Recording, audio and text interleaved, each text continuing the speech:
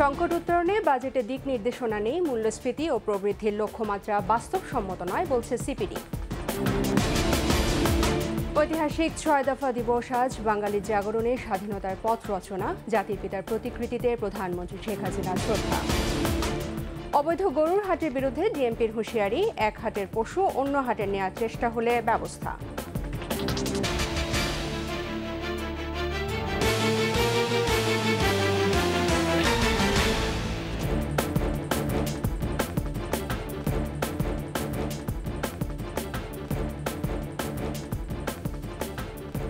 শুনছিলেন first security ইসলামী bank PLC সংবাদ শিরোনাম। আমন্ত্রণ জানাচ্ছি দুপুর ২টার ২১ সংবাদে। আপনাদের সাথে আছি আমি তাজনু পাজাবি। ২১ টেলিভিশনের সংবাদ সরাসরি দেখতে পাবেন আমাদের ফেসবুক পেজ www.facebook.com/2124 অনলাইনে। প্রস্তাবিত বাজেটকে সাধারণ বাজেট বলছে গবেষণা প্রতিষ্ঠান centre for policy dialogue CPD. Budget পরবর্তী সংবাদ সম্মেলনে তারা জানিয়েছে, আয় ব্যয় লাগাম টানার চেষ্টা হলো, মূল্যস্ফীতি, প্রবৃদ্ধি, বিনিয়োগ সহ বাজেটের বেশিরভাগ লক্ষ্যমাত্রায় বাস্তবসম্মত হয়নি। বাজেট সংক্রান্ত মেহেদী হাসানের রিপোর্টটি এই মুহূর্তে আমাদের হাতে নেই, প্রক্রিয়াধীন রয়েছে। আমরা চলে যাচ্ছি পরের সংবাদে। উচ্চাভিলাষী প্রবৃদ্ধি হারের লক্ষ্যমাত্রা বাড়তি চাপ সৃষ্টি করতে পারে। এ অবস্থায় বাজেট বাস্তবায়নে আগের যে কোনো সময়ের তুলনায় বেশি দক্ষতা ও নিষ্ঠার তাগিদ দিলেন অর্থনীতিবিদ ডক্টর আতিউর রহমান। রাজধানীর উন্নয়ন সমন্বয় কার্যালয়ে ২০২৪-২৫ অর্থ বছরে প্রস্তাবিত বাজেট পর্যালোচনা ও প্রতিক্রিয়া ব্যক্ত করেন অর্থনীতিবিদরা। আলোচকরা বাজেটের নানা দিক তুলে ধরেন। স্বাস্থ্য খাতে গত বছরের তুলনায় বরাদ্দ বাড়লেও এখনও কম বলে মত দেন তারা। বৈধ পথে সর্বোচ্চ আয়ে ৩০% কর আরোপের বিপরীতে কালো টাকার উপর ১৫% কর আরোপের প্রস্তাবটি গ্রহণযোগ্য নয় বলে মন্তব্য করেন অর্থনীতিবিদ ডক্টর আতিউর রহমান। তবে সব মিলিয়ে প্রাথমিক বিচারে বাজেটকে সময়োচিত হিসেবে দেখতে হবে বলে মত দেন তিনি।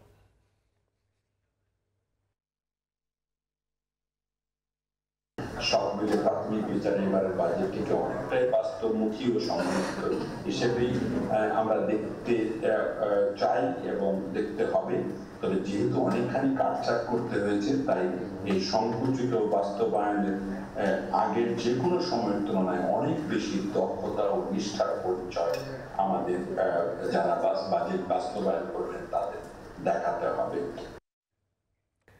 ঐতিহাসিক ৬ দফা দিবস আজ। ১৯৬৬ সালের এই দিনে বাঙালি জাতির মুক্তি আর স্বাধিকারের সনদ ৬ দফার দাবিতে দেশব্যাপী গণ আন্দোলন তীব্র হয়ে ওঠে। পুলিশের গুলিতে শহীদ হন ১১ জন তরুণ প্রাণ। এরপরও থেমে থাকেনি বাঙালির অধিকারের দুর্বার লড়াই। রাজনীতিবিদরা বলছেন, ৬ দফা ছিল বঙ্গবন্ধুর বুদ্ধিদীপ্ত রাজনৈতিক কৌশলের প্রথম ধাপ। ইতিহাসের সে অধ্যায়ের কথা জানাচ্ছেন ফারজানা শোভা। ৬৬ সালের ৫ ফেব্রুয়ারি লাহোরে আইয়ুব সরকারের পক্ষে বিপক্ষের দলগুলোকে নিয়ে বসে সর্বদলীয় জাতীয় সংহতি সম্মেলন।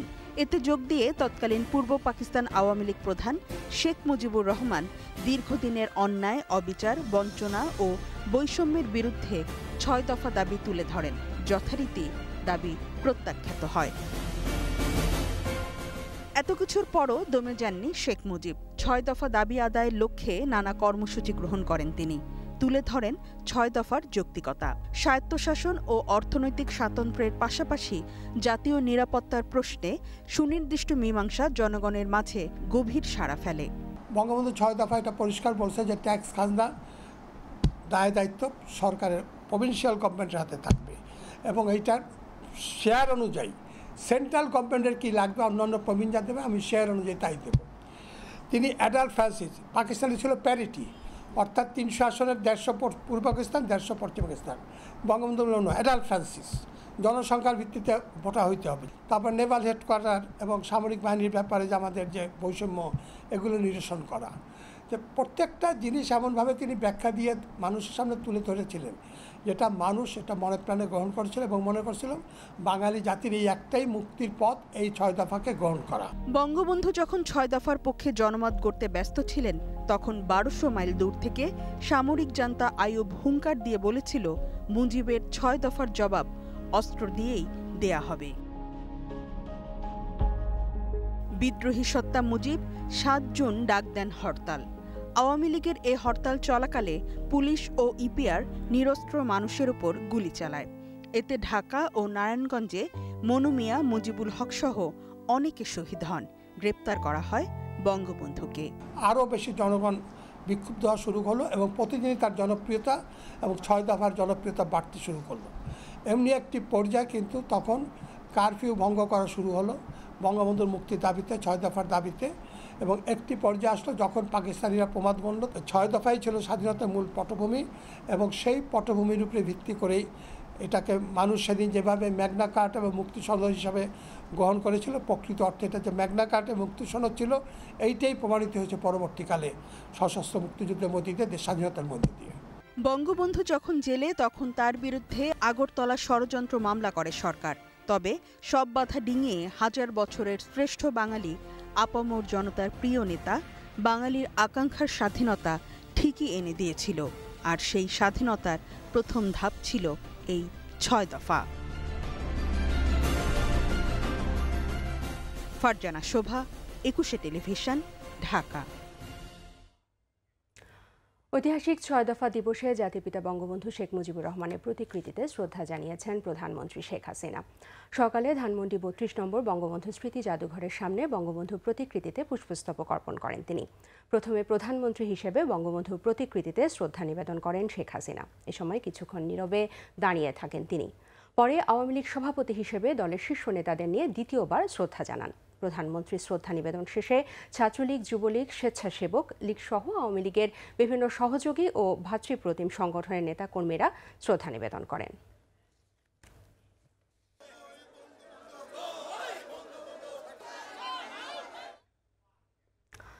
ঢাকা মহানগরে অবৈধভাবে কেউ কোরবানির পশুর হাট বসালে পশুসহ মালিকদের পুলিশ হেফাজতে নেয়ার হুঁশিয়ারি দিয়েছেন জেএমপি কমিশনার হাবিবুর রহমান। সংবাদ সম্মেলনে তিনি বলেছেন, এক হাটের পশু অন্য হাটে নেয়ার চেষ্টা করলে কঠোর ব্যবস্থা নেওয়া হবে। আরও জানাচ্ছেন আহমদ বাবু। কয়েকদিন পরেই পবিত্র ঈদুল আজহা। এ উপলক্ষে রাজধানীবাসীর কোরবানির পশুর চাহিদা মেটাতে 17টি অস্থায়ী সহ 19টি গরুর হাট বসবে 2 সিটি কর্পোরেশন এলাকায়। সকালে ডিএমপি মিডিয়া সেন্টারে সংবাদ সম্মেলন করে ডিএমপি কমিশনার হাবিবুর রহমান বলেন, বিভিন্ন অঞ্চল থেকে আসা ট্রাকগুলোতে ব্যানার লাগাতে হবে। নিকটতম ব্যাংকের বিভিন্ন শাখা এখানে থাকবে, পুলিশ নিরাপত্তা দেবে এবং পুলিশেরও একটি করে ক্যাম্প সেখানে থাকবে। হাট এলাকায় মূল সড়কে পশু না নামাতে ইজারাদারদের নির্দেশ দেওয়া হয়েছে বলেও জানান ডিএমপি কমিশনার। নির্দেশ না মানলে ব্যবস্থা নেওয়া হবে বলেও হুঁশিয়ারি দেন তিনি। তারা যেন সেই হাটের নামটি, মোবাইল ফোন নাম্বার সহ লিখে দেয়, যাতে এক হাটের গরু অন্য হাটে যেতে না পারে। যদি সেটি যায় তাহলে তাদের বিরুদ্ধে, বা কেউ যদি জোর করে নেওয়ার চেষ্টা করে বা করে, তাহলে তাদের বিরুদ্ধে আইনগত ব্যবস্থা গ্রহণ করা হবে। 13 জুন থেকে ঈদের দিন পর্যন্ত গরুর হাট এলাকায় নিরাপত্তায় পোশাক সহ গোয়েন্দা পুলিশ কাজ করবে। কোনো অনুমোদিত হাট নয়, কিন্তু কিছু একটা ফাঁকা জায়গা পেলেই কেউ কেউ সেখানে হাট বসানোর চেষ্টা করে এবং অতীতে কখনো কখনো এটি হয়েছে।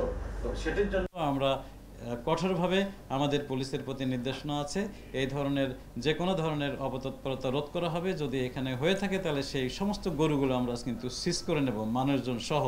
কোনো সমস্যা হলে গরু ব্যবসায়ীদেরকে 999 সহ স্থানীয় থানায় যোগাযোগ করার অনুরোধ জানিয়েছেন ডিএমপি কমিশনার। যারা অনলাইনে গরু কিনবেন তারা দেখে শুনে বুঝে কিনবেন, যাতে কোনো রকম আপনারা প্রতারিত না হন।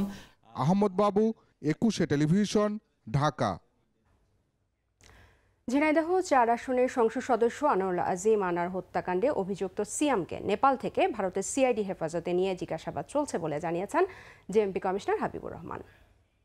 আমরা যতটুকু জেনেছি, আপনারাও জানেন যে ইন্ডিয়ার যে কলকাতা সিআইডি, তারা সেটি তদন্ত করছে এবং তাদের কাছেও একজন আসামি রয়েছে, দুইজন, একজন তারা নেপাল থেকে নিয়েছে এবং তারা আগে একজন অ্যারেস্ট করেছিল। আমাদের কাছেও আছে, তারা তদন্ত করছে, আমরাও তদন্ত করছি, তারাও তদন্ত করছে এবং এক পর্যায়ে আমরা সিদ্ধান্ত নিয়ে যে কোনো একটি জায়গায় এই বিচারটি হতে পারে।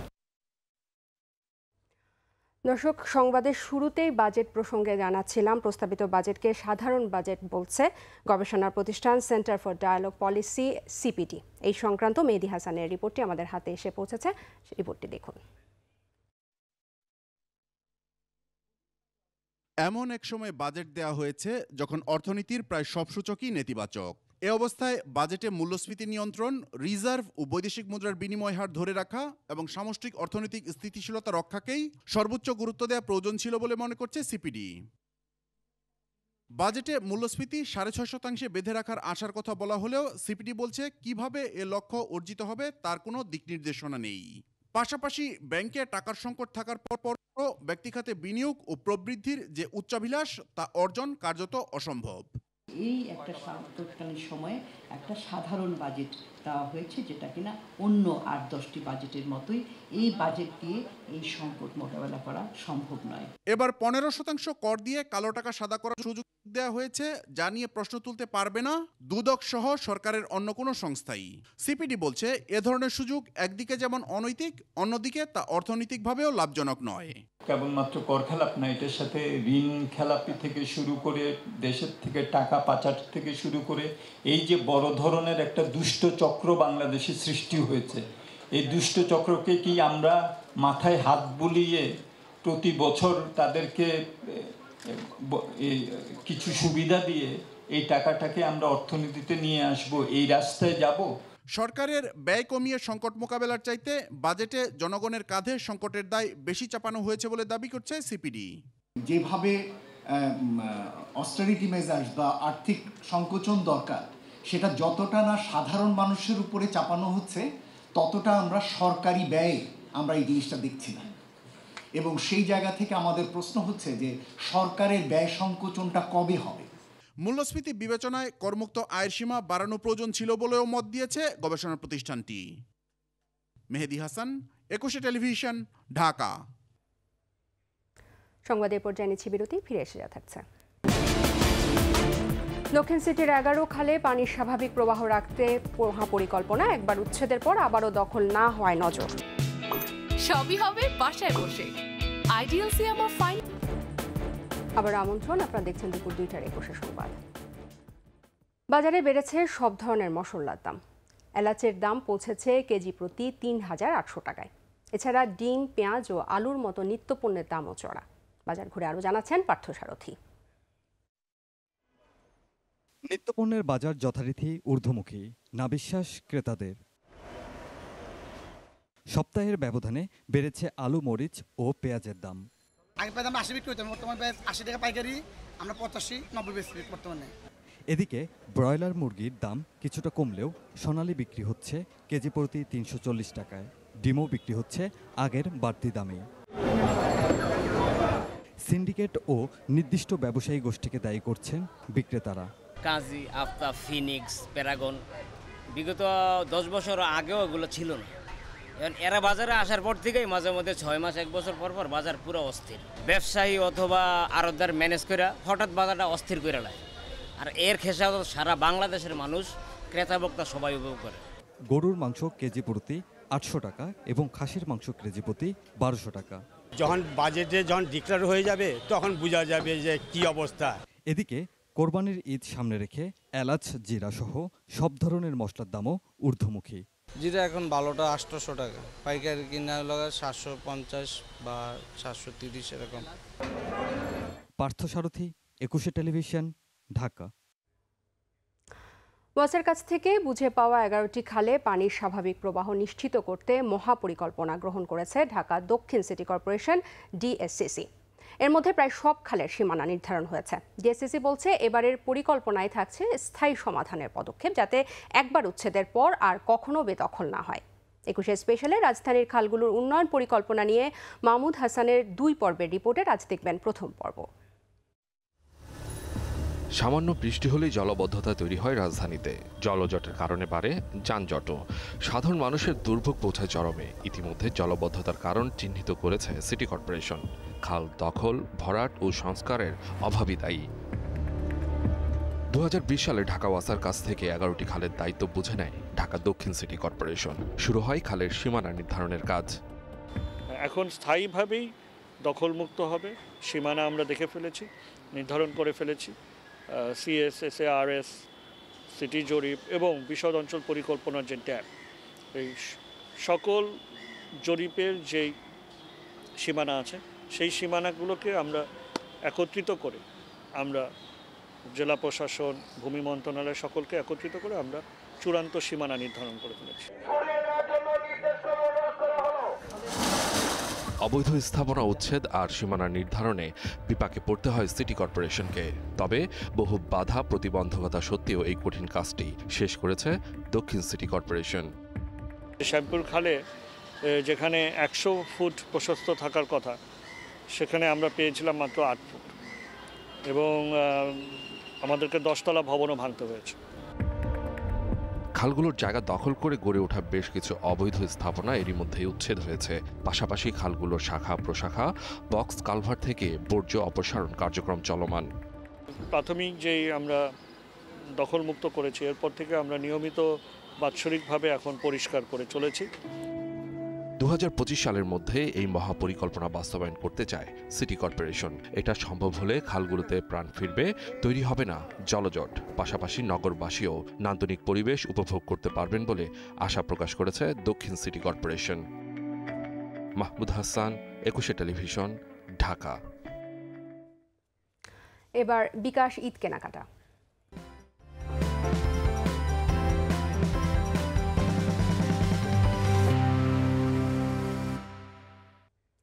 ঈদ সামনে রেখে ফ্যাশন হাউসগুলো এনেছে নানা বৈচিত্র্যের পোশাক। আর ফ্যাশন সচেতন মানুষের কেনাকাটায় স্বাচ্ছন্দ্য দিতে বিকাশ দিচ্ছে ইনস্ট্যান্ট ক্যাশব্যাক অফার। আর জানাচ্ছেন মিনালা দিবা।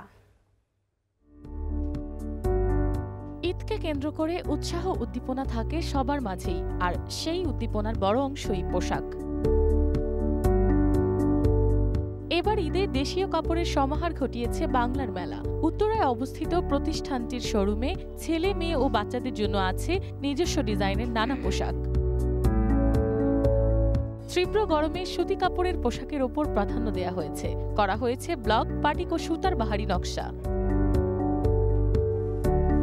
ছেলেদের জন্য আছে সুতি পাঞ্জাবি, শার্ট, ফতুয়া, পায়জামা, লুঙ্গি, গামছা এবং ট্রাউজার।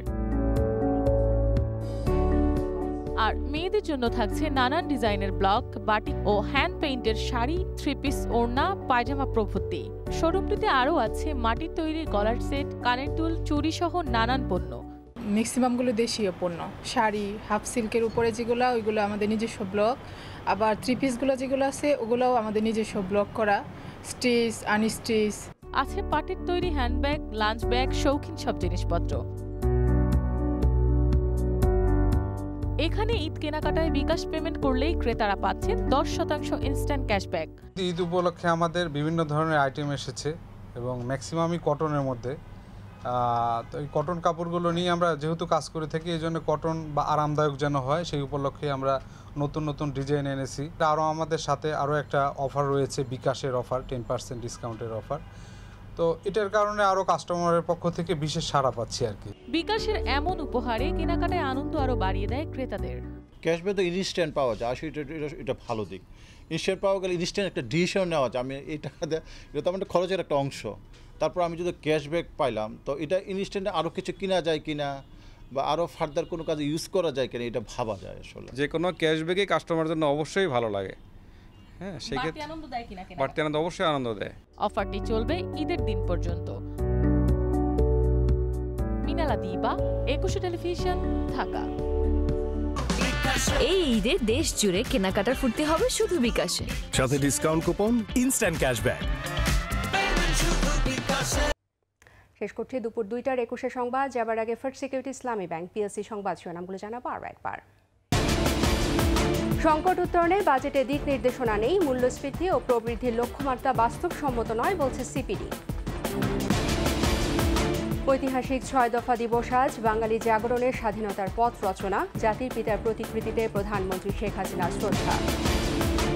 অবৈধ গরুর হাটের বিরুদ্ধে ডিএমপির হুঁশিয়ারি, এক হাটের পশু অন্য হাটের নেয়ার চেষ্টা হলে ব্যবস্থা।